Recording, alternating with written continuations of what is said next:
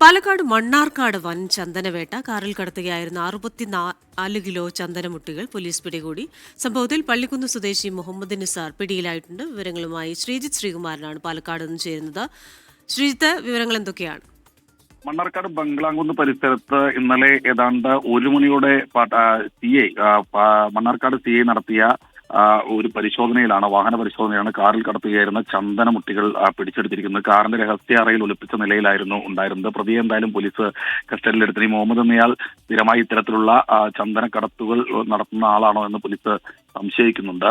എന്തായാലും ഈ ഒരു ഘട്ടത്തിൽ ഇയാളെ ചോദ്യം ചെയ്ത് വരികയാണ്. മറയൂരിൽ നിന്നാണ് ചന്ദനം ഇവിടേക്ക് മണ്ണാർക്കാട്ടേക്ക് കൊണ്ടുവന്നത്. വീട്ടിൽ കൊണ്ടുവന്ന് സൂക്ഷിച്ച ശേഷം പിന്നീട് ചില്ലറ വിൽപ്പനക്കാർക്ക് അല്ലെങ്കിൽ മലപ്പുറത്തുള്ള മറ്റൊരു സംഘത്തിന് വിൽക്കുകയായിരുന്നു ലക്ഷ്യമെന്നും പറയുന്നു. എന്തായാലും ഇയാളെ ഇന്ന് തന്നെ കോടതിയിൽ ഹാജരാക്കുമെന്ന് അറിയിച്ചിട്ടുണ്ട്. FIR ഇന്ന് രാവിലെയാണ് രജിസ്റ്റർ ചെയ്തിട്ടുള്ളത്. ക്രിസ്റ്റീന. ശരി, പാലക്കാട് നിന്ന് വിവരങ്ങൾ നൽകിയത് ശ്രീകുമാരനാണ്.